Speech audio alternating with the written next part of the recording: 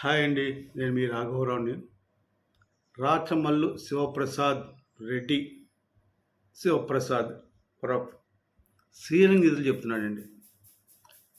ఇతను టీవీ ముందు కూర్చుని తెలుగు ప్రజలకు ఒక రకమైన శ్రీరంగీతులు ఒల్లిస్తున్నాడు. పవన్ కళ్యాణ్ గారు 2 చోట్ల ఓడిపోయి పవన్ కళ్యాణ్ గారు గాజువాక భీమవరంలో ఓడిపోయినప్పుడే మిమ్మల్ని అన్ని మాటలు అన్నాడు.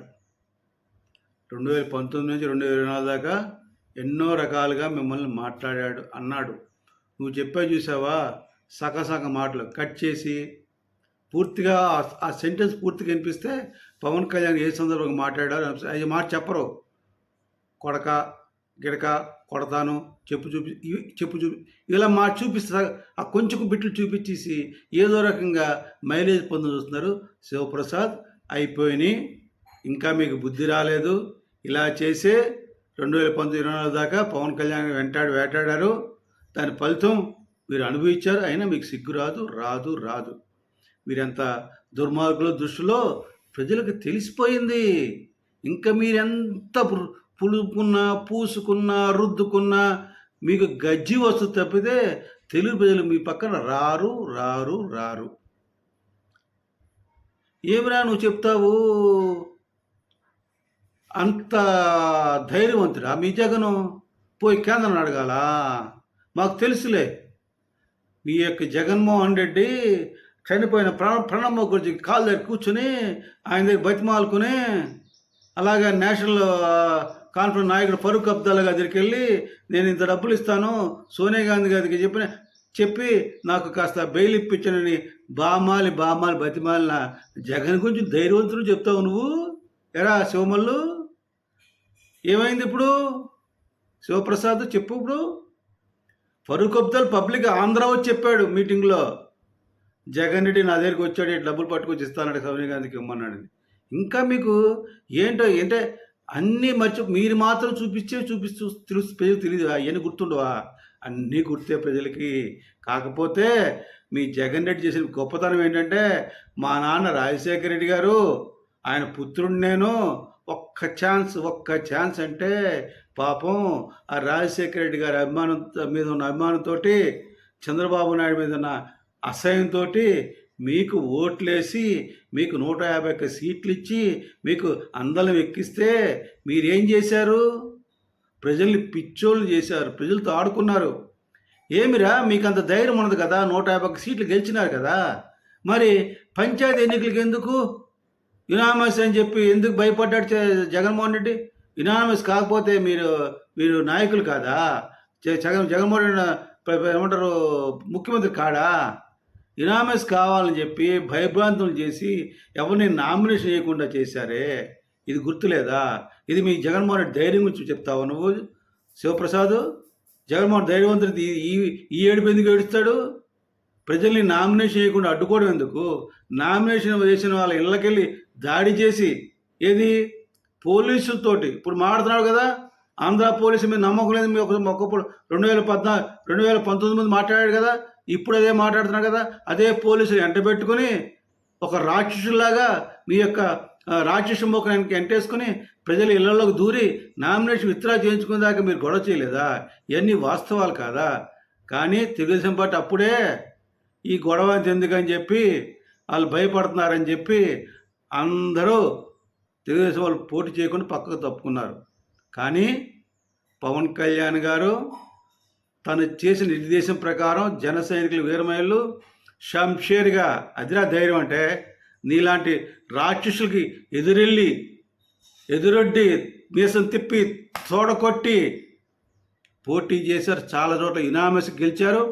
మీరు పెడన జోగి రమేష్ గారు వెళ్ళి ఒక ఊరు వెళ్ళి మీ కాపులకి అది రానివ్వను ఇది రానివ్వను, మిమ్మల్ని అదప తొక్కేస్తానని ఎన్ని చెప్పినా పోరా తొక్కడే కానీ జోగి రమేష్ పక్కన పడేసి ఆ ఊరిలో యునామస్గా జనసేన గెలిచింది. ఇలా చాలా చోట్ల జనసేన గెలిచింది. 9 నెలల గర్భిణి కోరుకుల గ్రామంలో ప్రచారం చేసుకుని జనసేన పార్టీ ఓటు వేసి వెళ్ళి ఆ పాప డెలివరీ చేసింది బాబుని. ఇంత ధైర్యంగా జనసేన నాయకులు వేరు పోటీ చేసి మీ యొక్క జగన్మోహన్ని మీలాంటి తుచ్చులు ఎదుర్కొని నిలబడ్డారు. That is Janasena, that is Pawan Kalyan. నువ్వేంట్రా ఎప్పుడు చెప్తావు జగన్మోహన్ ఓ ధైర్యవంతుడిని? ధైర్యవంతుడైతే ఎదుర్కోవాలరా. ఈ పోలీస్ బలగాలతోటి, రౌడీ మోకలతోటి, ఫ్యాక్షన్స్తో కాదు. నీకు దమ్ము ధైర్యం ఉంటే ఇళ్లలో కూర్చుని మీరు ప్రజలందరినీ పోటీ చేయమని చెప్పి ప్రజల్ని ఓట్లేయమని చెప్పండి. అప్పుడు మీ మగతనం తెలుస్తుంది. మగతనం లేని మీరు మాట్లాడుతున్నారు పౌరుషం గురించి. మా జగన్మోహన్ రెడ్డి బాగా ధైర్యవంతుడు, తక్కువలో ధైర్యం. మీదొక ధైర్యమా? ఇంత ఇంత చేసినా మీకు సిగ్గురాల. 11 సీట్లు పరిమితించిన మీకు సిగ్గురాల. జగన్ గుర్తుపెట్టుకో. పవన్ కళ్యాణ్ ఏమన్నాడు? జగన్ గుర్తుపెట్టుకో, నిన్ను నీ పార్టీని అధపాతాలను తొక్కకపోతే నా పేరు పవన్ కళ్యాణే కాదు, నా పార్టీ జనసేన పార్టీనే కాదని చెప్పి ఛాలెంజ్ చేసి ఏంట్రా శివప్రసాద్ ఛాలెంజ్ చేసి తొడకొట్టి కింద పడేసి పాతాలను తొక్కాడు లేదా? 150 సీట్లు 11 పరిమితం చేశాడు లేదా? That is Pawan Kalyan. పవన్ కళ్యాణ్ గారికి, పవన్ కళ్యాణ్ యొక్క ఎమ్మెల్యే 19 నువ్వు ఛాలెంజ్ చేస్తావా? నువ్వు నీ బతుకును. నువ్వేంద్రే స్వామి? వైసీపీ నాయకులందరూ పవన్ కళ్యాణ్ అసలుకి గెలనివ్వు, పవన్ కళ్యాణ్ అసెంబ్లీ గేట్ తాకనివ్వు, పవన్ కళ్యాణ్ ఎట్లా గెలిచాడు మేము చూస్తాము అని అందరూ మాట్లాడారుగా. మీ రోజు దగ్గర నుంచి ప్రతి ఒక్కరు ఆగారు. ఏమైంది? ఆయన అసెంబ్లీ గేటే కాదు, అసెంబ్లీ దాటి వచ్చాడు. ఆయన వచ్చి అసెంబ్లీలో కూర్చున్నాడు. ఆయనతో పాటు ఇంకొక 20 మందిని గెలిపించుకున్నాడు. కూటమి పార్టీకి 164 సీట్లు తెచ్చిపెట్టాడు. 22 మంది ఎంపీలు తెచ్చిపెట్టాడు. ఇటు రాష్ట్రంలో కూటమి ప్రభుత్వం ఏర్పాటు చేశాడు. దేశంలో ప్రధానమంత్రికి మోడీ గారిని 3వసారి ప్రధానమంత్రిగా చేసి కేంద్రంలో కూడా కూటమి ప్రభుత్వాన్ని ఏర్పాటు చేశాడు. That is Pawan Kalyan. మీరేంట్రా తుకుడగాలి మీరు? ఏమైంది? ఇంత చేశారు కదా మీరందరూ కలిసి. పవన్ కళ్యాణ్ రానివన్నారు. ఇంకోడు ఉన్నాడు. ఎందుకంటే ముద్రగడ సవాల్ చేసి ముద్రగడ రెడ్డి అయ్యాడు. అలాగే ఒక విలేకరు ఉన్నాడు, ఒక యూట్యూబ్ ఛానల్లో డిబేట్కి వస్తుంటాడు, ఒక పనికిమాలిన కొజ్జా ఎదవ కేఎస్ఎన్ ప్రసాద్ అని. వాడు పవన్ కళ్యాణ్ గెలిస్తే నేను ఉరేసుకు చచ్చిపోతా అన్నాడు దరిద్రుడు. పవన్ కళ్యాణ్ గెలిచాడు. వాడు ఉరేసుకోకుండా హ్యాపీగా తిరుగుతూ బతికేస్తూ మళ్ళా టీవీల గురించి మళ్ళీ డిబేట్లు చేస్తున్నాడు. అటువంటి నీచులు కూడా ఉన్నారు. అంటే వాడు ఊరే చనిపోమని మా ఉద్దేశం కాదు. వీళ్ళందరూ ఎంత బరి తెగించి మాట్లాడినా, మీరెంత చేసినా పవన్ కళ్యాణ్ గారిని ఆపలేకపోయారు. మీ అధికారంలో ఉండి పవన్ కళ్యాణ్ గారిని ఎంట్రుకు మొక్క పీకలేకపోయారు. మీరేంట్రా మాట్లాడేది? తొక్కలోగాలు మీరు. నువ్వు వెళ్ళలేదమ్మా పవన్ కళ్యాణ్ కాకినాడ మొన్నే మాట్లాడాడు. మాటామంతి అని కాకినాడ పట్టణంలో ఏం మాట్లాడాడు ఆయన? ఒకవేళ మీరు రారు, ఒకవేళ 29లో మీరు వచ్చినా మీరేమన్నా రౌడీగేజంగా ప్యాకింగ్ చేసి తోక జాడిస్తే మీ యొక్క రౌడీల్ని గూండాల్ని చేస్తే తొక్కి నార తీస్తా అని చెప్పాడు. వినలేదా? పవన్ కళ్యాణ్ గారు 2019 నుంచి 24 వరకు చేసింది అదే. రేపు 29లో ఒకవేళ పొరపాటున ఓడిపోతే అప్పుడు కూడా అదే పని చేస్తాం. ఎందుకంటే మేము మగతనం ఉన్న పవన్ కళ్యాణ్ గారు జన సైనికులం, వీర నారీమణులం. మేము ఝాన్సీ లక్ష్మీబాయి కోకు చెందిన వాళ్ళం, భగత్ సింగ్ కోకు చెందిన వాళ్ళం. భయపడే వ్యక్తులం కాదు. మీరు అధికారం ఉన్నప్పుడే మమ్మల్ని ఏం చేయలేవు. మళ్ళీ అధికారం వస్తారని కలే ఒకవేళ వచ్చినా కూడా మేము భయపడేది ఏం లేదు. మేము నిజాయితీగా ఉంటాం, నిబద్ధత ఉంటాం, ప్రజలకు మేలు చేయాలని చూస్తాం, ప్రజల కోసం పోరాటం చేస్తాం, అవసరమైతే ప్రజల కోసం ప్రాణాలు అర్పిస్తాం. అంతేగాని నీలా నీచుల దగ్గరికి వెళ్ళం. రే నువ్వు పెద్ద మాట చెప్తున్నావు కదా, ఇన్ని చెప్తున్నావు కదా, మీ జగన్మోహన్ రెడ్డి గురించి గొప్పగా మాట చెప్తున్నావు కదా, జగన్మోహన్ అది తొక్క తోలు అని చెప్పుకుంటున్నావు కదా, ఓకే. మరి పవన్ కళ్యాణ్ గారితో పొత్తు కోసం 2019లో 2024 తిరిగారు లేదా? తిరిగారు. పీకే చెప్పాడు, పీకే చెప్పాడు క్లియర్గా. నాకు చెప్పాడు జగన్మోహన్ రెడ్డి అటువైపు అడుగులేమని. కానీ పవన్ కళ్యాణ్ గారు పీకేని కానీ ఇంకా చాలామంది వైసీపీ నాయకులను లెక్క చేయలేదు, పట్టించుకోలేదు. ఎందుకంటే జగన్మోహన్ రెడ్డి ఒక ఫ్యాక్షనిస్టు, అతను మంచి వ్యక్తి కాదని పవన్ కళ్యాణ్ గారికి తెలుసు కనుకే అతనితో పొరపాటును కూడా పొత్తు పెట్టుకోకూడదని నిలబడ్డాడు, పోరాడాడు, పోరాడి గెలిచాడు. అది నిజమైన మగతనం, నిజమైన ధైర్యం. అది రే శివప్రసాద్ తెలుసుకో. మీరెంత నువ్వు అంటున్నావు కదా, ఎవడు సంఖ నాకలేదు, ఎవడు బూట్లు నాకలేదు, ఎవరితో పొత్తు పెట్టలేదు, ఇవన్నీ వాస్తవాలరా. పవన్ కళ్యాణ్ చుట్టూ తిరిగారు మీరు. ఇది అబద్ధం అంటే ఎట్లా? పవన్ కళ్యాణ్ గారు చెప్పారు, ప్రకటించారు, మీ జగన్మోహన్ చెప్పలేకపోయాడు. ధైర్యం ఏది? ఉట్టి ఆడంగోడు కదా, ధైర్యం ఉంటే కదా ఎవరైనా మాట్లాడడానికి. నిజాలు నిర్భయంగా ఒప్పుకోవాలి. అది మీకు లేదు. నువ్వు ఓకే మా జగన్ ధైర్యం, మా జగన్ ధైర్యం. ఏం మీ జగన్ ధైర్యం? ఇన్ని చెప్తున్నావు కదా జగన్ ధైర్యం ధైర్యం అని శివప్రసాద్. మరి కాపులకు రిజర్వేషన్లు ఇవ్వాలి, కాపు రిజర్వేషన్ ఇవ్వడం సబబు చంద్రబాబు నాయుడు తన మేనిఫెస్టోలో పెట్టాడు కనుక కాపు రిజర్వేషన్ ఇవ్వాల్సిందే. తమిళనాడులో ఇస్తున్నారు, వెస్ట్ బెంగాల్ ఇస్తున్నారు, ఉత్తరప్రదేశ్ ఇస్తున్నారు అని మాట్లాడిన ఈ గజ దొంగ గోకర్ణ జగన్ అసెంబ్లీలో మాట్లాడాడు, ఢిల్లీ ప్రెస్ మీట్లో మాట్లాడాడు, అంతా చేశాడు. ఇది ఇవ్వచ్చు అని మాట్లాడాడు.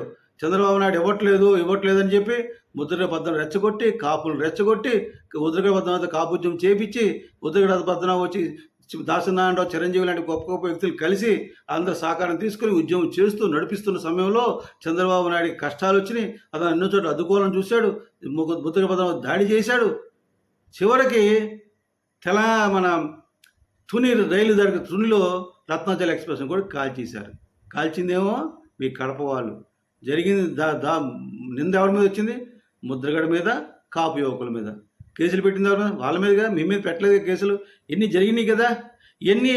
మరి నువ్వు ఇంత చేసావు కదా, ఇంత జరిగింది కదా, నువ్వు సింపుల్గా మీ జగన్మోహన్ రెడ్డి ధైర్యవంతుడు అన్నావు కదా, జగ్గంపేటకు వచ్చి ఈ రిజర్వేషన్ కాపులకు నేను ఇవ్వలేను, ఇది రాష్ట్ర పరిధిలోది కాదు, ఇది కేంద్రం చేతిలో ఉంది.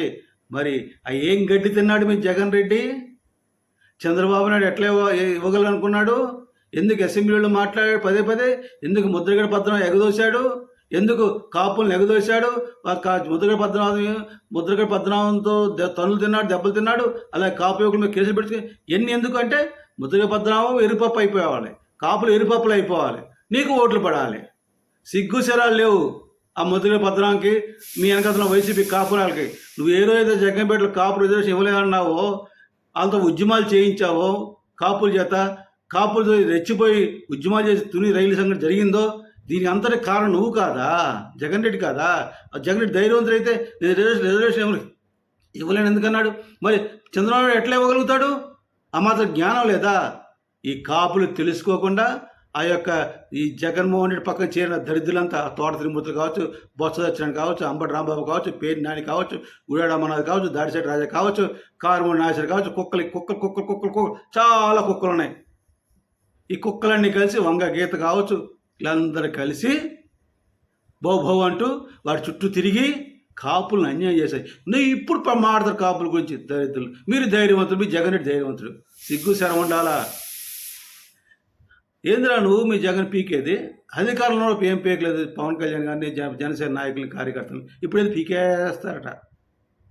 నీకు ధైర్యం ఉంటే, దమ్ము ఉంటే శివప్రసాద్, నీకు మీ జగన్కి ధైర్యం దమ్ము ఉంటే రేపు రాబోయే పంచాయతీ ఎన్నికల్లో పోటీ చేయండి,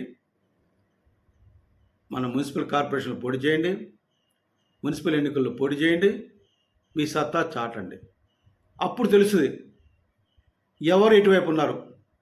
మీ వైపు కాపులు ఉన్నారా లేదా, మీ వైపు చౌదరులు ఉన్నారు లేదా, మీ వైపు రెడ్లు ఉన్నారా లేదా, మీ వైపు దళితులు ఉన్నారు లేదా, మీ వైపు ముస్లిం ఉన్నారు లేదా, మీ వైపు బీసీలు ఉన్నారు లేదా అని తెలుస్తుంది కదా. అంతే కదా, పోటీ గెలిస్తే కదా తెలిసేది. పోటీలో ఓడిపోయారు అనుకో, మీ వైపు ఎవరు లేనట్టుగా. మీకు దమ్ము ధైర్యం అంటే పోటీ చేయండి. అప్పుడు ఈ ఎదలు ఆడమాకండి. అవన్నీ అప్పుడు ఈవీఎంలు కాదు పోటీ చేసేది, అన్ని మన కాగితాల మీదే ఓటర్ లిస్టులు ఉంటాయి. ఆ లిస్టుల ప్రకారం మనం ముద్ర కొట్టి వేయాల్సిందే. అవి పేపర్ మీద ఉంటాయి. మీరు ఏం భయపడాల్సిన పనిలే. ధైర్యం ఉంటే ఆ పని చేయండి. నువ్వు మీ జగన్ జనసేన పార్టీని, పవన్ కళ్యాణ్ గారిని ఏమీ లే ఏమీ చేయలేరని, ఏమీ చేసే దమ్ము జగన్‌కు లేదని తెలుగు ప్రజలు నమ్మారని, మనస్ఫూర్తిగా నమ్ముతున్నారని నీకు శివప్రసాద్, నీకు మీ జగన్‌కి తెలియజేస్తూ విరమిస్తున్నాను. జై జనసేన, జై హింద్.